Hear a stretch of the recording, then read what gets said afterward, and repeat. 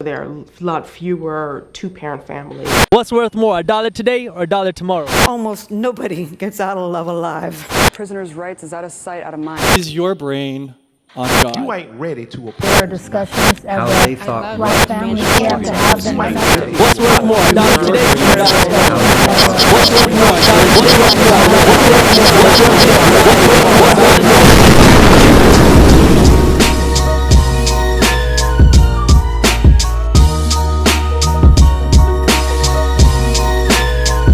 Welcome, folks, to Reality Gurus, the show where we take a commonsensical approach to issues through complex conversation.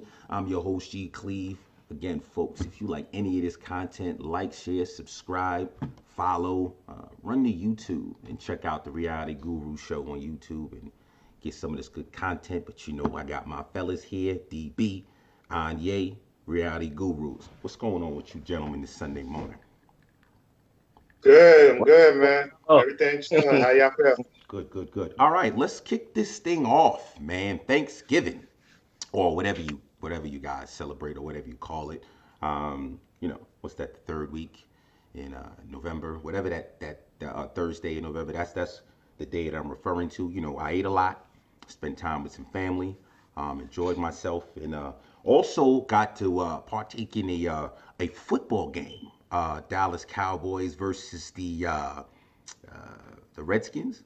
Find it ironic that on Thanksgiving these two teams play and the Cowboys wind up kicking the Redskins' asses. The irony behind that was just a little but with that being said, let me back up a little bit because Anyae, aren't you an Atlanta Falcons fan?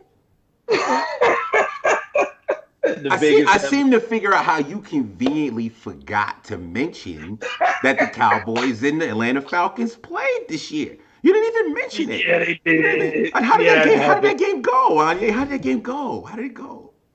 It went bad for us. I give you props. Props to them Cowboys, man. That's it. Props to the Cowboys. God. It's too bad you guys are not in the NFC East because I need to hear that from an NFC East fan, you know what I'm saying? Since the Giants, the Eagles, and what's the other team? The Redskins, right? Yeah, they're no longer here around. But yeah, so with all of that being said, let's get rid of the jokes and stuff. Something else that came in the news, we kind of saw. DB brought it to our attention about we've heard this discussion before about black quarterbacks, and they're not. As they don't represent the population, or the percentage is not representative of the league as far as the demographic is concerned. There's more white quarterbacks than black quarterbacks, and the league is predominantly black. So some of the reasons, like some of the issues, some of the things that have come up behind the fact that there's not that many black quarterbacks has been being at the athletic. When they're coming up through your Pop Warner and stuff, they're kind of pushed towards some of the more dynamic positions, your running backs, your receivers, and your defensive backs because of the speed and things like that. And the knock has always been that they didn't think black quarterbacks were intelligent enough to hold the position, since some of these schemes, these playbooks and stuff can be kind of complicated. What you guys think about some of the reasons? Like, do you agree? I don't even say agree, but how do you feel about some of the reasons that have been put out as far as why there aren't more black quarterbacks in NFL? DB, since this was a topic that you brought to our attention, tell me something. How do you feel about that?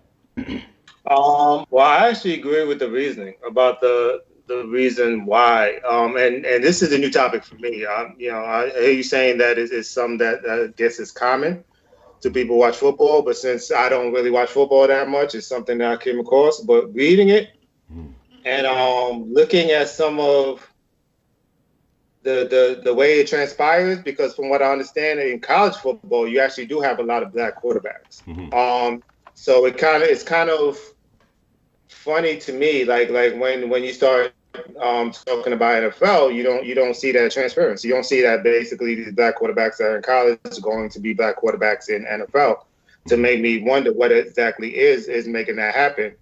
And I can actually believe that reasoning, the way that thing has happened in America, especially with the the racial history, which transfers to everything, I could believe the same thing with the NFL. And it's something that's very interesting to me. That's kind of what caught my interest in the topic in the first place. Okay. What about you, Anyae? How you feel about this issue with the lack of representation for black quarterbacks in the NFL? Or do you even think that that's an issue? Let me first ask that question. It's definitely an issue. I see a couple of issues wrong with it. I mean, I guess from just a black man standpoint, but hey, I get it. You know, we don't own the corporation. We don't run the corporation. So certain things that we like are not going to be dictated by us. So y'all know my mentality. We always need to start our own. That's why I give a brother props like Ice Cube for starting the Big Three. And I hope other people take heed and follow suit with it. But one aspect that you got to point to is the imagery of it all. You know, your black players are always your skilled players. But like Dane pointed out, like you pointed out, in college, you got a ton of black quarterbacks. But why don't we see that represented in the NFL? If I'm not mistaken, they say the percentages of black players in the league is like 70 to 80%, but you got a very small percentage at quarterback. What's going on? I feel that, you know, it's an image thing, you know. The quarterback, that's the leader. You know what I'm saying? That's the alpha of the team, you know. Maybe a lot of owners and head coaches are subconsciously saying, you know, I want the leader of my team to look like me. When my son looks at my football team and looks at the leader of the team, I want him to look at an image that looks like me, you know? Now, so you got that playing in the scenario, and you have the so-called intelligence factor as well too. And back in the day, they've always just felt like the black quarterbacks just weren't smart enough to play the position, that we're just athletic, we're not smart enough. So, you know, that dynamic, it definitely has to change. I thought it was going to change much more with Mike Vick, but well, okay, so let's get into that for a minute. Quarterbacks in college football. Now, I'm pretty sure you guys, I don't have the numbers off the top of my head exactly how many starting quarterbacks in college are black, but we do agree that there are a lot more college teams than there are NFL teams. So I kind of want to get into when you start talking about percentages, right? And now I don't want to get into this thing about, you know, the intelligence factor. I don't want to necessarily get into that, because you look at right now, Kansas City Chiefs has Patrick Mahomes, and they were talking about maybe until Drew Brees started going crazy, they was actually talking about him, you know, maybe being a candidate for MVP. Over in Houston, Deshaun Watson, just balling out there, you know. Two of these quarterbacks who are black, and you see them doing some positive things. So I'm wondering if it's just that, if there's a type, I gotta be fair to scouts and, you know, the guys who actually examine players day in, season in and out, and I gotta, you know, kind of look at them and, you know, wonder if, you know, they gotta know what the fuck they're doing, you know, as far as picking, you know, and trying to find talent. So I want to be a little fair. We got a lot of college teams out there, but how many of them are really looked at for recruiting purposes? You know, you got your teams there. You got your Ohio State, you got your Michigan, you got your Miami. You got those teams, and those are the ones that are traditionally looked at to get, you know, college plays and stuff. Definitely down in the SEC, right? So if you don't have a lot of quarterbacks in the school, black quarterbacks in those particular schools, right? Could that be a possibility as the reason why a lot of, you know, these quarterbacks who are black are not getting scouted? They're just not going to the schools that get the scouts that the. I think some of the stuff that I was reading though was that some of these black quarterbacks, that even when they are picked up, they're not picked up as quarterbacks. They're picked up for positions like running back and so forth. So they're not even looking for the quarterback. But I have a question. How many actual teams are there in the NFL? Roughly 32, right? 30. And I think from what I was reading, there's only maybe 9 black quarterbacks at the moment.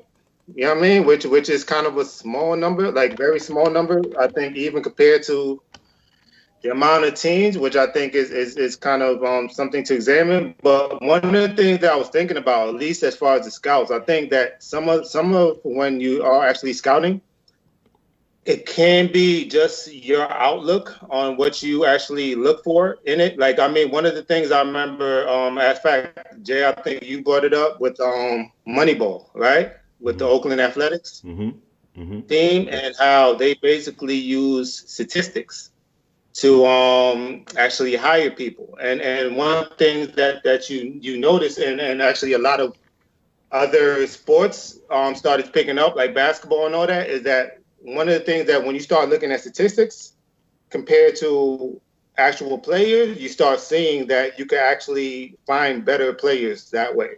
Meaning that basically some of those scouts, some of those people that actually are looking for people already have an idea of what is supposed to fill that position. So basically, like if we're talking about quarterbacks, some people might look for certain aspects of quarterbacks when they're actually looking that they might actually get sidetracked. So if you already have in your mind that basically a quarterback is supposed to be this position, or, I know you don't want to bring up the intelligence, but if you think that a quarterback is supposed to be a certain kind of way, that when you're actually looking for something, you're looking only for that you don't actually see this in another person. So you might actually not look at a black quarterback because you already have in your mind, this is not what we're looking at.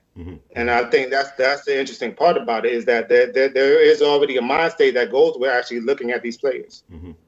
Well, I want to be honest about something too, man. We ain't far removed, from the days when Mike Vick was in the league. You brought up Mike Vick. And I know you are Atlanta Falcons fan, so you must have loved Michael Vick the days that he was there. Oh man, yeah. So I'm gonna be honest. I wasn't a big fan of Michael Vick when he first came out. What? You know, and if I'm just keeping it football, Yeah, the reason, I mean, I was an Atlanta Falcon fan, so obviously, but yeah. I wasn't a fan of Michael Vick because, and my mind has changed a bit now, just because he was revolutionizing the position, the quarterback position. I was used to your traditional pocket passer, your pocket quarterback. I was a big Troy Aikman fan. Um, and once, Michael Vick came into the league and he started doing all this fucking scrambling and 1,000 yards rushing, like it kind of changed some things, right? But he had found some success. He found some success with it. So, everybody, jumped on that bandwagon and stuff. But then what did you see? You see, just like in any professional sport, you get a player that comes out of nowhere with a skill set that a defense is not prepared for, and, they get embarrassed, right?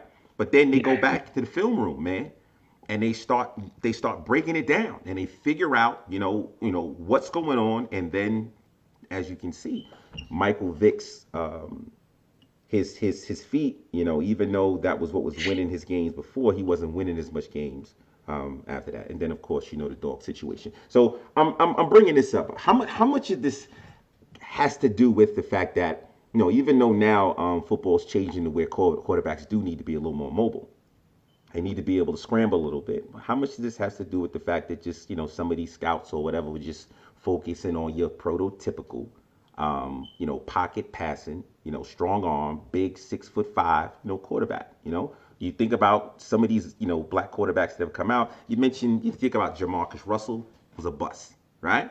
But he was the Yeah. prototypical. He was that size, He got his shot and he blew it. I don't know, DB, if you're familiar with Yeah. Jamarcus Russell or not. He was with the I've Raiders. read a few things. Got I read a few. big $30 million guaranteed, you know what I'm saying? And turned out to be, a complete bust. Now you go to like a Donovan McNabb, who had some real success, conference. What did they make it to the conference, NFC conference champions, a few years and stuff. 4 times in a But then things started to, kind of sour. Rush Limbaugh. I remember Rush Limbaugh said some shit about him, about the reason why, because everybody's so focused on trying to diversify things. They don't want to say anything negative, critique Donovan McNabb in a negative way because they want to uplift the black quarterback or whatever. But when we think about it, Donovan McNabb did have some flaws. He did have some issues with his game, right? Um, I'm But wondering, man. let's compare and contrast. Okay, you have a guy like a Donovan McNabb. Mm, He had slight problems, as many quarterbacks do, but to me, he was a good example of what a black quarterback could be in the league. Going back to the examples of a Mike Vick and a Jamarcus Russell, Michael Vick started off great as far as what he did, revolutionizing the position and making GMs and scouts take a second look at the athletic black quarterback. Like, damn, these guys really can play in this NFL. Now, here's the problem I had with Mike Vick. I'm a big fan of Mike Vick. But when we saw the whole story through and the whole story is told from his perspective, I have a problem with him not seeing the responsibility behind him not seeing the responsibility that he had being a black quarterback for all of the black quarterbacks that would come behind him. Speaking specifically on, he came out and said it himself. He didn't study enough film. right. He said he was always the last one to come into film study, and he was the first one to leave. He said he was a lot of the times he was just going off of instinct. So, okay, we already got this preconceived notion that your black quarterbacks are not smart enough. Right. I already don't want to put you in the highest paid position and put you in a leadership role and in this imagery and of this superhero of the team. And now, you got a black quarterback over there who is the best black quarterback, and he's not even taking shit serious. He's going hanging out. He's not studying. So now we bring in the business aspect of the game that we must take serious because it's not a sport anymore. It's a business, and it's big business. We're paying you hundreds of millions of dollars. If you're not taking the game serious, so you're a liability in that realm, but also you're an athletic quarterback, so you're running and running and running, so you're running outside of the realm of your offensive line that is paid to protect you, so you're at risk of getting injured every down. I don't know if I want to invest over $100 million into you. There you go. There you go. That is something to consider. It's like if you think about. Let's move forward a little bit because that was an excellent point. The fact that he had that responsibility, and you think about the stuff that we don't know. We're not in the locker rooms, right? So what if the perception is that the work ethic of the black quarterback is not where it needs to be? If Michael Vick could come out and publicly say something like that, imagine maybe situations that we don't necessarily know about. Now let's think about Tampa Bay Buccaneers, Jameis Winston. All right. Yes. So Jameis comes out of Florida State, highly touted. He has some issues, some crab leg issues, stealing crab legs and shit like that. And then I think it was in 2016 when he had the issue with the Uber driver. Where he apparently fondled or allegedly fondled a Uber driver. Now, people have been paying attention to the fact that this athlete, say Jameis Winston, is capable of playing the game. He's got all the tools. He's got an arm for days, right? You got to consider the off the field shit as well. Now they took the chance on that kid. They took the chance on him, even with his checkered past. And he came into the NFL, had a little bit of success or whatever, kind of on a trajectory of a normal, first round pick.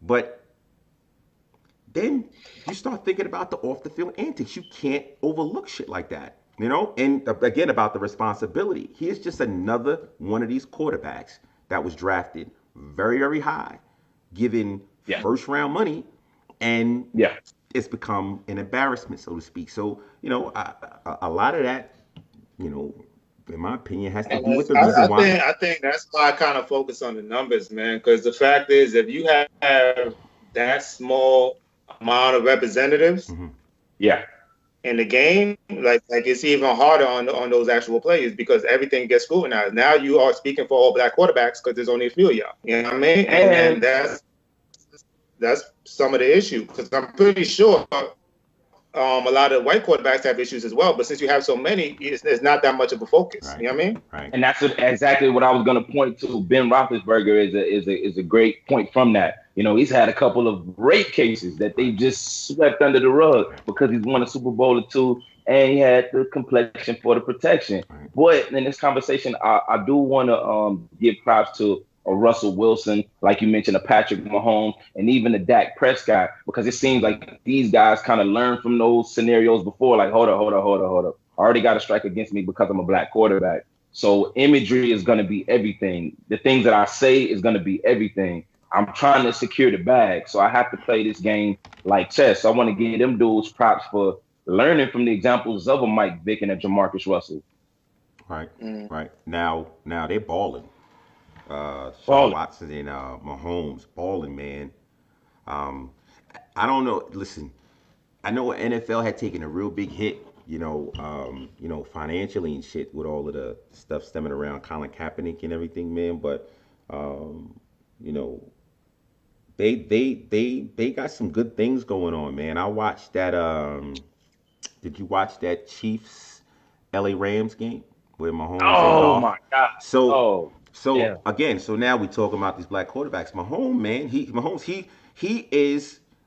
doing what it is he's supposed to be doing right now. You don't hear no off the field Yes. bullshit. You understand what I'm saying? Yeah. And he's playing the game where he needs to play, and he's getting the respect that he needs to get so far. You understand what I'm saying? For this first year player. So I don't know, man. I don't know if it's a big as an issue as it's being made out to be, considering some of the stuff that we just discussed. Like you can't. If I'm an NFL owner, right, or GM or whatever it is, whoever the fuck is responsible for paying these cats this money or signing, to approve this stuff, I can't forget, I can't not pay attention to the stuff that's happened with some of the other NFL quarterbacks that have come before. You got to consider that stuff. We're talking about millions and millions of dollars here, and I just glad to see that, we got a young crop, Watson, Mahomes, Prescott, out there doing some things to kind of change that narrative, if the narrative is still the same that the black quarterback is not smart enough to hold the position. But yeah, all right. So let's go ahead and move along for a minute. We had let's move to some music shit, some hip hop.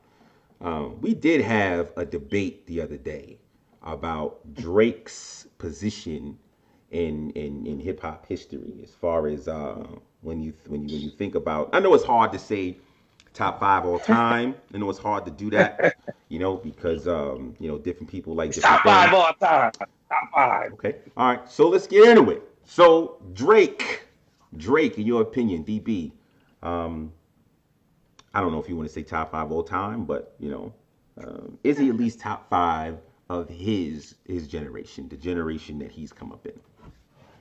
I mean, just to put it out there, he's not the top 5 on my list, but I have a different list than most people. But I would say, yeah, as far as the mainstream goes, as far as impactful artists, right, he has his name. He's solidified. I can't take that away from him, regardless of whatever you feel about him.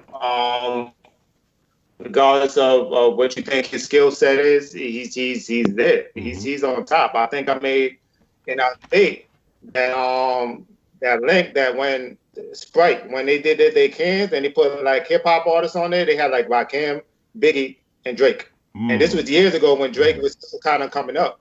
So I mean that says a lot in itself. Like he's a face of hip hop. Somehow I can't take that from him at all.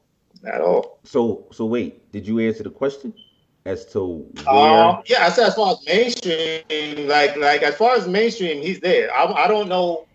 When you say top 5 and you say this generation, then I would say yeah. Because who you got? You got Kendrick, you got J. Cole, you got maybe Lil Wayne, even though he's a little bit older now.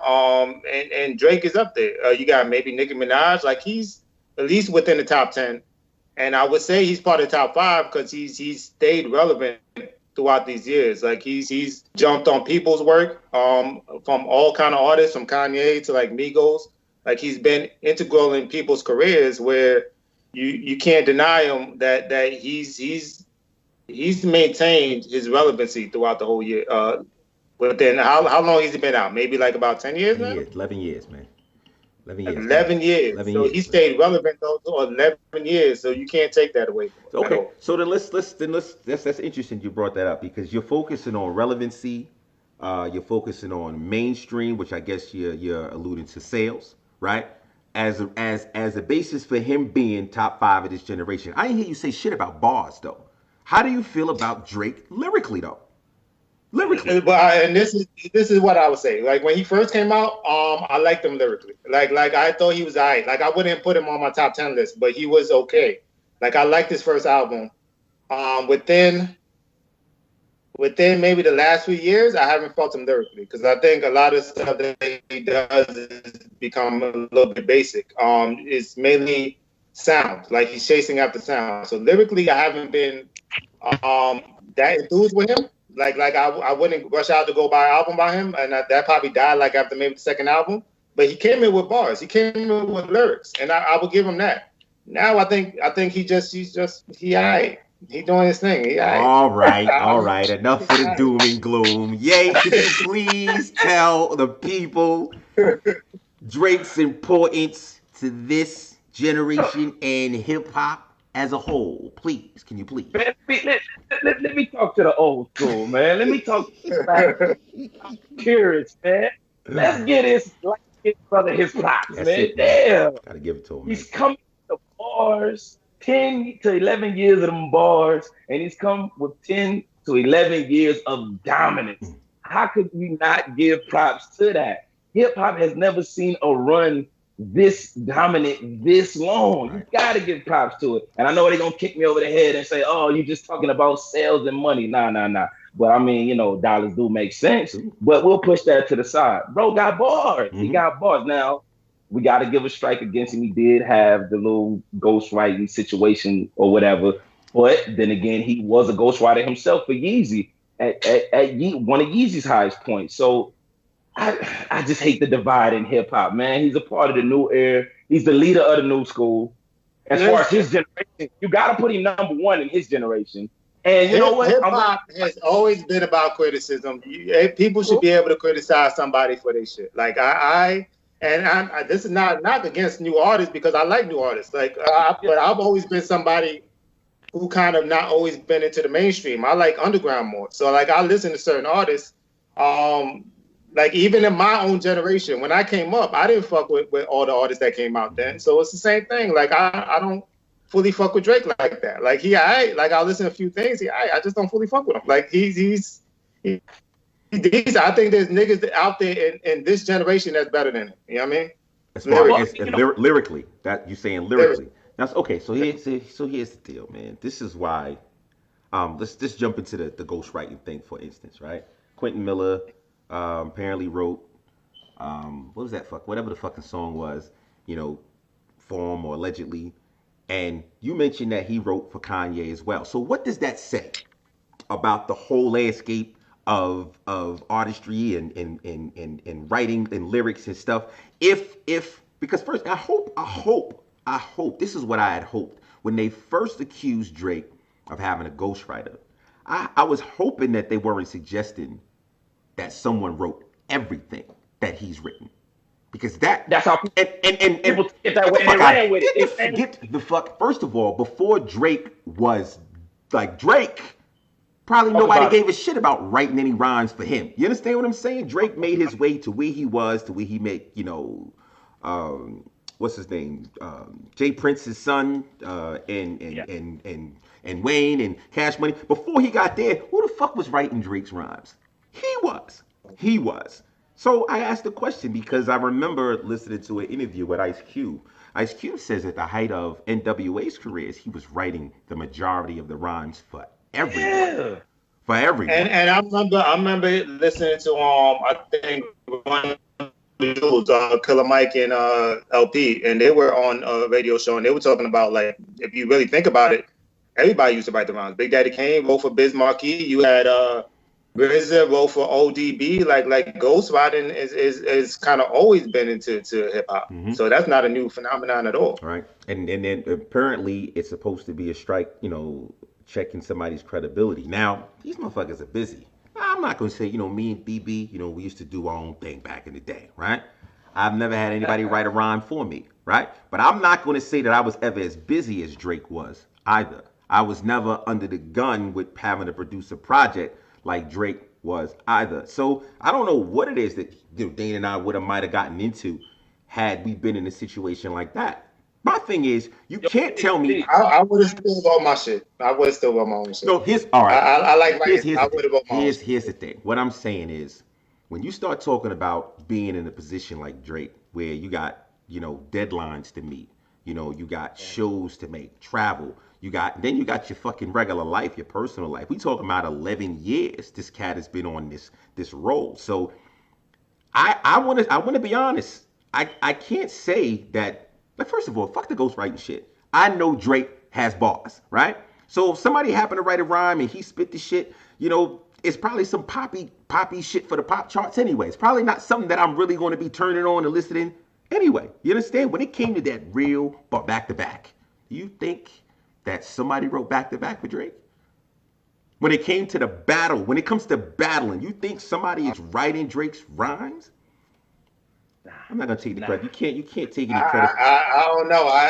It could be, but I don't know. Bullshit. I really don't know. And I don't even think it matters. Man. I don't even think it matters at the end of the day. Like when you get to that level, part of your shit is performance. Part of your shit is who you are as an entertainer to stay relevant. And he's an entertainer. You know what I mean? Like, it doesn't matter who wrote your shit. Like it's kind of how you put it across. And not for nothing, I think that's a bad way to look at it. Like, even with ghostwriting, because some of those people that ghostwrite are actual artists who are making money off of it. You know what I mean? Like, I've heard people like Royce the 5'9" vote for Puffy. You know what I mean? I've heard like Joel Ortiz vote for Dr. Dre. I've heard, Mad Skills vote for a bunch of people. He had a whole song about it. You know what I'm saying? Right. Where these are artists who may not have had careers that jumped off like these people that they're writing for, but they're making money that way. You know what I'm saying? Right. So it's good for them. You know what I mean? Because they making money. I mean, Quentin Miller. How many songs have you heard from Quentin Miller? Exactly. So that my point is that dude is making money. You know what I mean? He's making money off of that. And here's the thing too: ghostwriting. It needs to be addressed in hip hop, because your purists will just never respect a guy that we could uphold as the top MC if he had a ghostwriter. But it's coming out little by little that, like, as you said, through the history of hip hop, it has always existed. So as hip hop evolves and as hip hop stars are becoming, 100 millionaires, they damn near about to reach the billions. They're becoming moguls. Like G said, these are busy men, They got deadlines. They got other business endeavors that they're dealing with. It's a part of the fold. The game has evolved. We got to give the man props for how he's evolved with the game, how he's stayed relevant, his dominance, how he's brought some new guys that we didn't even know their name by jumping on to their song, how he's brought them into the light. We got to give him props for what he's done for hip hop. And that's a good point, because we're just talking about writers, but think about the producers, because there's producers that hire other producers. Dr. Dre, Kanye, like, they have other producers that come in and put in here and there. So it's part of that whole thing about, you get busy, you put other people on to do some of that work for you. You know what I mean? Like that's part of the mix a little bit. It's and even though I mentioned that NWA, Ice Cube, they were, you would consider the mainstream, right? So I wanna because the reason I bring that up is because you got I'm from the 90s and stuff. I'm from that era, and no one's going to tell me that that I'm not hip hop. You know what I'm saying? That I don't understand hip hop. Like I have my artists and stuff that I still fucks with from the 90s and stuff, but I'm not so close minded that a culture that I've come up in, that all of a sudden I'm just gonna just distance myself from it because there's a new crop of individuals in here that I may not necessarily identify with. That's crazy. I'm just gonna just distance myself from the culture that I for years. I'm just because there's a little Pump and Little Yachty that I can't stay. No, I can find some shit in hip hop today, and I find plenty in hip hop today. But so you got your purists, your old school, your golden era lovers to say, yeah, well, the MWA thing, that's West Coast and it was mainstream, whatever. But let's come over here to the East. And what was that? Search go on Vlad TV and kind of allude that there was a conversation where he was supposed to write for the God MC. Now, Oh, I kill. now here's now. I mean, although according to what he said, Church said that it never went through. Imagine, Yeah. just think about this for a minute. The fact that Search didn't like, fuck you mean, write for the God? Like, real MCs don't write other people's rhymes. Because he didn't respond that way, wouldn't that suggest that this shit was commonplace? Even with some of your pure, bar heavy or, MCs at that time? Search did not just say, listen, that's not something that he's going to do. That's not something that he's going to agree with.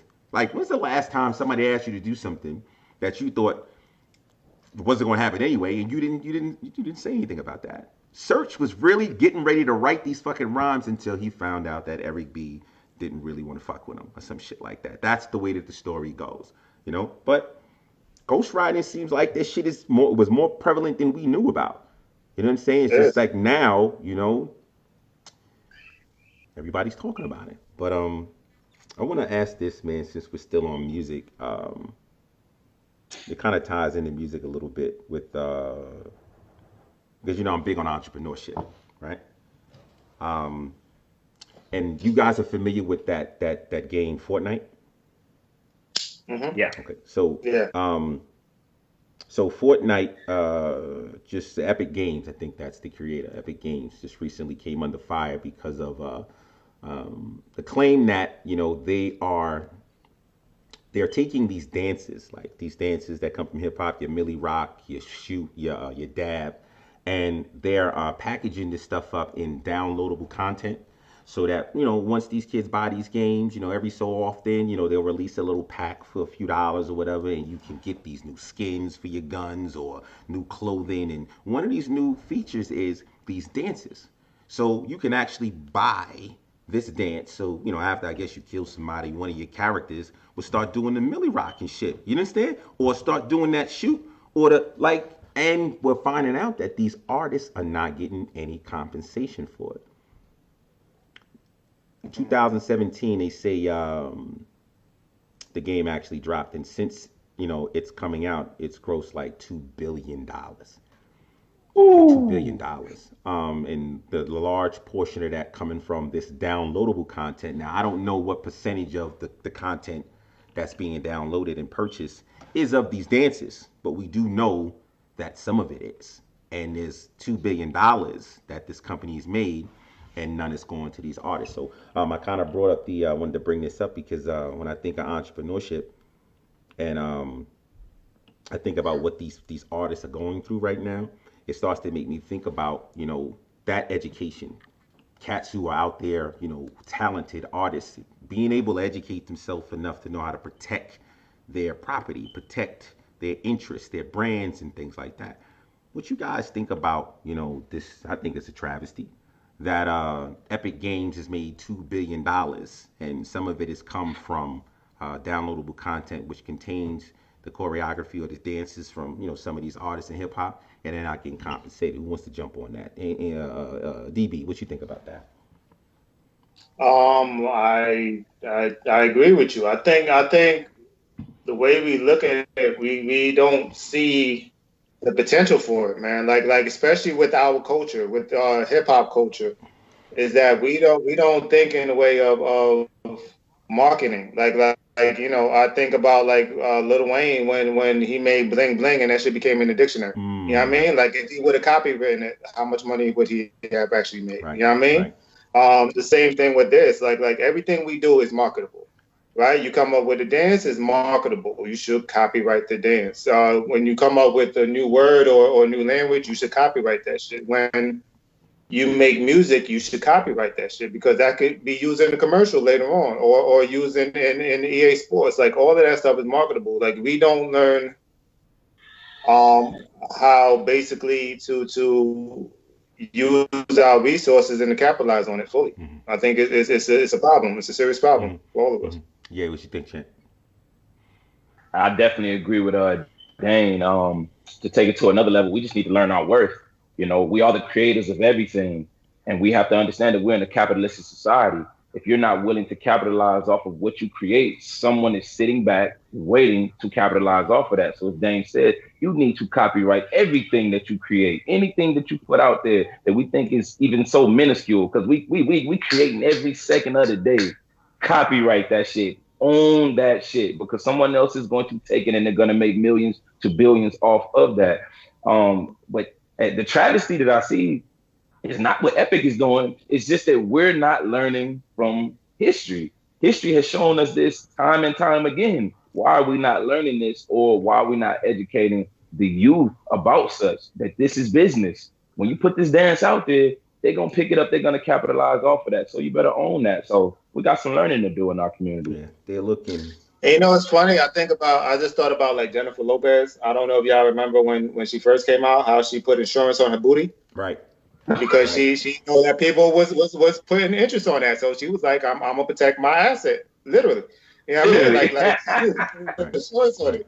Like that's how you have to think. Like you gotta think about that, man. You gotta if people are putting worth to something, you gotta jump on it and protect the shit. Yeah, I think also Jennifer Lopez probably had some business people in her ear. I don't think that was her idea, That's you know. So that's another thing. Like some of these young cats coming from the city or whatever, they don't have that type of voice in their ear. You know, they're looking for that instant shit. I just gotta get out of the hood, you know, and this Millie Rock is gonna take me out of there. So once you get whatever you get from just the Millie Rock, then you're not thinking about long term. That's where that wealth, that shit comes from. Like, here's the thing. Also, let me be fair, because I'm not really sure. Gotta do a little more research on it. I'm not really sure that you can actually get a copyright or a patent on a dance move, right? So, in all fairness, there might not have been much they could have done on that side. But I mean, I guess it's got to be some type of way you can own that. So where at least it's got to be some type of way. It's what it is. It's going to be wrapped up into some tricky shit. There isn't, from what I understand, there isn't a clear cut. Just listen. I created the Millie Rock. This is how it goes, and now I want to patent it. There's no clear way to do that. Now I remember, like Michael Jackson back when he when the moonwalk got really popular, even though we know James Brown originated that. I don't know. Yeah? See, here's the thing. So now if James Brown didn't, and he was a real smart motherfucker. Now if James Brown wasn't able to copyright, so to speak, maybe there's no way, or patent, maybe there's no way to do that. But I know Michael Jackson, he had a patent on, I think, the shoes that he was using in order to do that, that lean forward, when he would lean forward and stuff, and with the moonwalk. And I think in between that, somehow, he was issued a patent because of the shoes, like a utility patent or something like that, because of the shoes. So again, it's going to be a tricky thing, but then that's when the education comes in. That's when. Well, they said choreography. They said you could patent choreography. So some way I guess you can, depending on how you define it to a certain degree. I don't know how it works for like a singular dance, but there is certain ways you can copyright certain moves. Okay. So now is it, and then that's key, because if you can copyright the move, then they have a chance. It's like it was more of the name of the dance, Millie Rock. Yeah. So now all Epic Games had to do was just change the name. Instead of selling this particular dance move and calling it the Millie Rock, they called it something else, right? And get away with it because they didn't have a patent. But I'm not even sure if they could have one. You're right. Yeah, but I mean, it's interesting, man. Because there's all kinds of examples of this, and again, I just think artists especially, man, if you're that talented and you're coming up with shit like this, you got to be more conscious about protecting that stuff, because they'll come after you, man. All right, I wasn't going to touch on this, right? I wasn't going to touch on it, but I'm going to get into it just because there's some possibly some young hip hop artists out there, or aspiring hip hop artists, rappers, and they might have been looking at this young man's, way to stardom as, a blueprint, and we now see that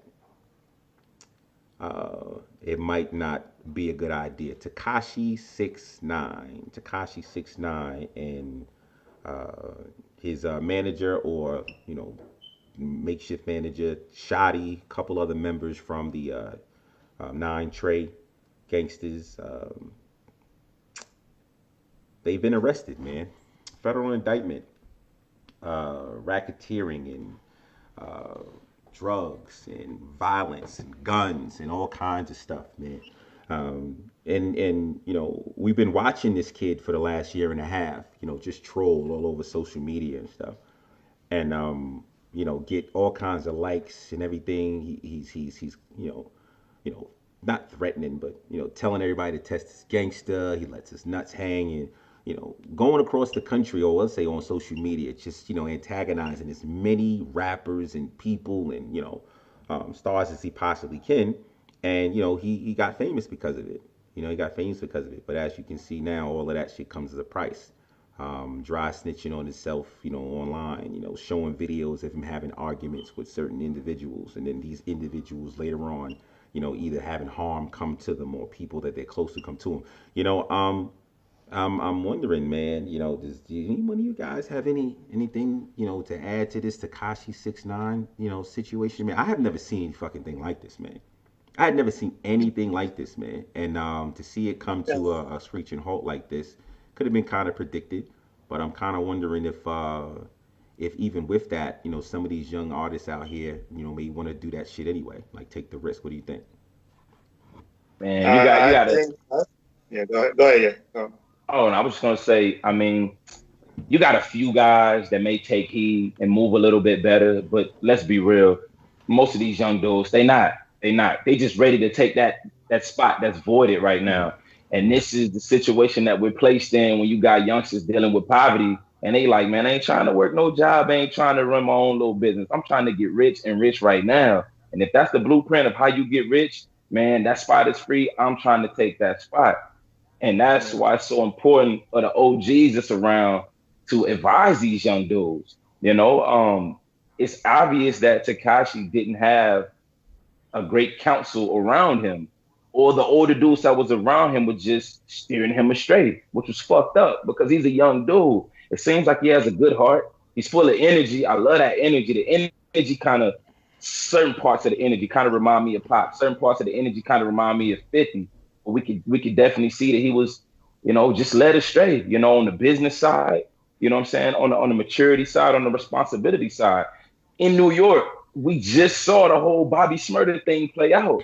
If you couldn't learn from that situation, as far as the people that you should and should not have around you, not being around or not being connected to drug situations, when you're able to make legal money, not being connected to crime situations. They got this dude on camera, on video, with crimes going on with this squad he was with. They got him in pictures with certain crimes is going on.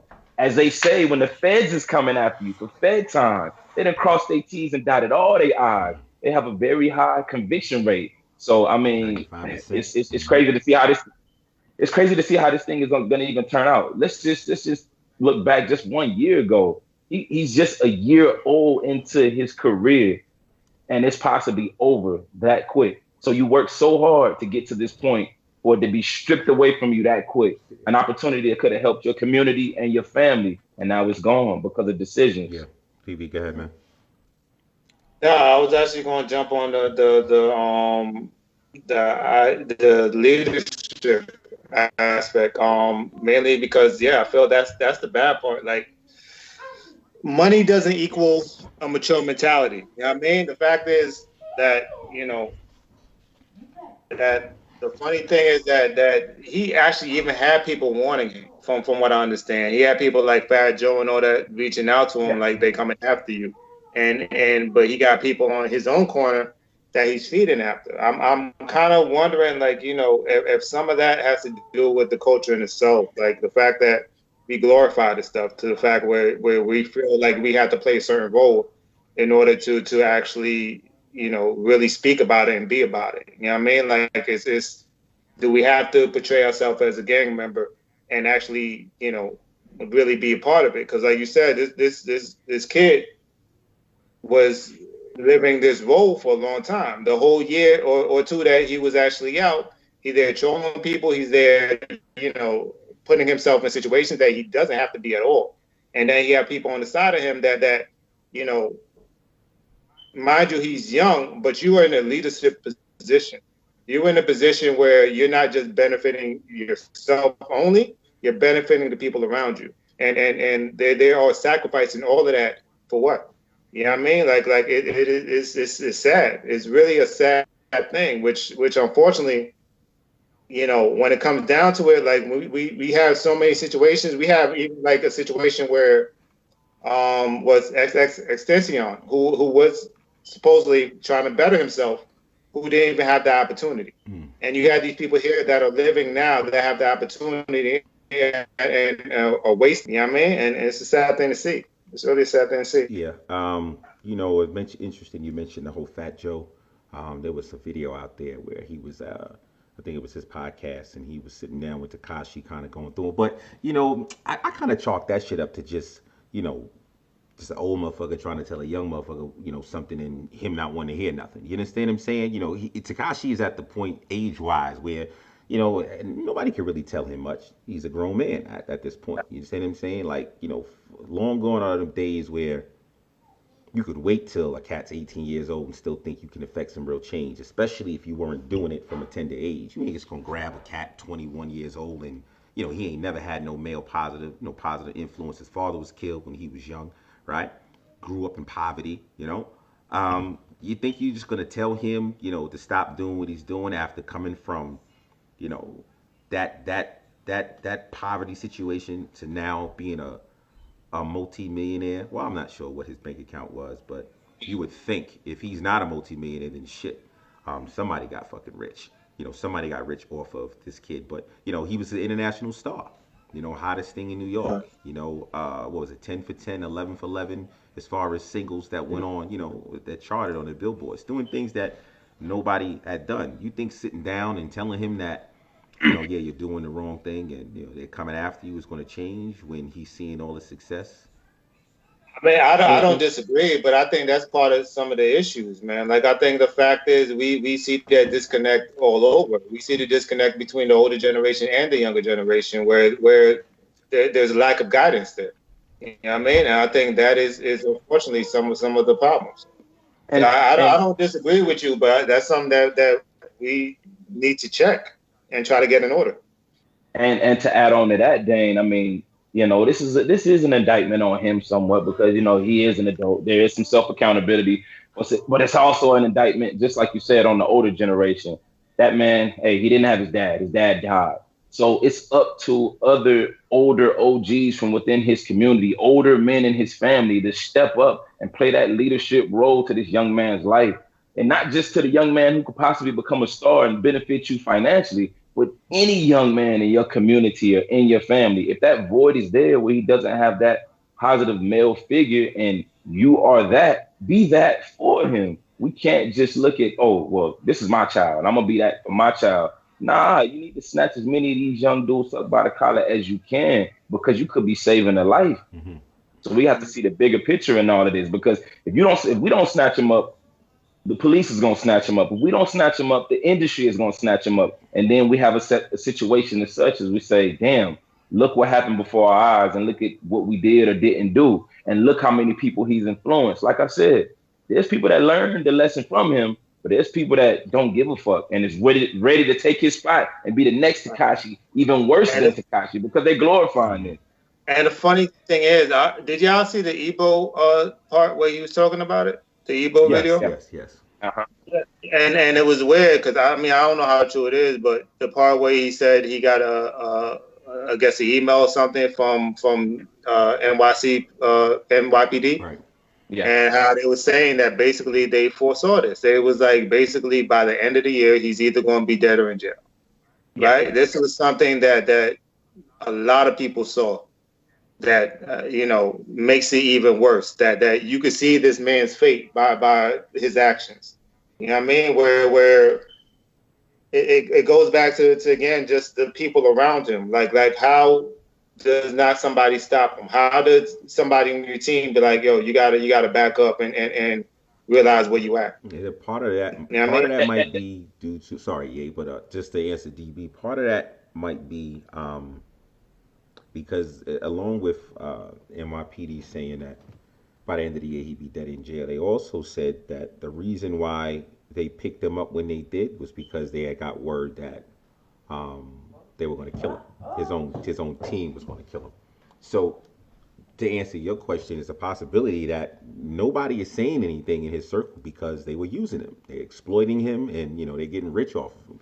On that Breakfast Club interview, he mentioned how he fired his whole team, and then he mentioned the whole Right. booking agency situation where his going rate was like $100,000 a show, he says, and because of this group of shows, maybe like 15 cities or something like that, he was thinking there was going to be, the volume thing. Now there's a little bit of a discount. Now I'm not gonna get 100,000 per show. Yeah, I gotta give me 1.5, but I'll do 15 for 600,000 because you're giving it to me all at one time. Come to find out that 600,000 was far less than what it was that was paid out. It was like 3.3 million or something, which he was supposed to be getting for this show. To find out it was 600,000, that's why he got rid of all his crew. So according to him, right? And then things started to snowball from there. A couple days later, if even like maybe a couple days, maybe 2 days later, then he was actually picked up. So it's a possibility that with all that stuff on the Breakfast Club, they got 2+ million viewers, and he started really showing Charlemagne text messages and not mentioning specific names, but telling the whole story. So these people who maybe, feel like they want to kill him, like, yeah, now he's snitching on air. Yeah, we're going to go get him. Cops, hear that through the tap phones. They pick him up and his crew. And that looks like that may be the end of the Tekashi 6ix9ine story. But I tell you what, man. Decent show, fellas. Pretty interesting, man. I tell you what, man. Tekashi 6ix9ine, that's a story that a lot of these young cats need to learn from. Because I actually was on Instagram the other day, and I don't know who this fucking cat was. I didn't pay much attention to him. But young kid, Hispanic. He said something about, yeah, I got a message for you guys. SMD, suck my, you know what I'm saying? And then he cuts the video off. And I'm scratching my head like, what's the purpose of some shit like that? Like, really, what's the purpose of something like that? That shit sounds, Tekashi 6ix9ine-esque. You know what I'm saying? That sounds like something that he would do. And it's making me wonder if what you're saying about somebody's just waiting to fill that void, if that shit is actually true. But folks, we had a good show. Thank my man DB, my man Anyae. Like, share, subscribe. Check out that YouTube channel and all across all social media platforms. Reality Gurus. Take care.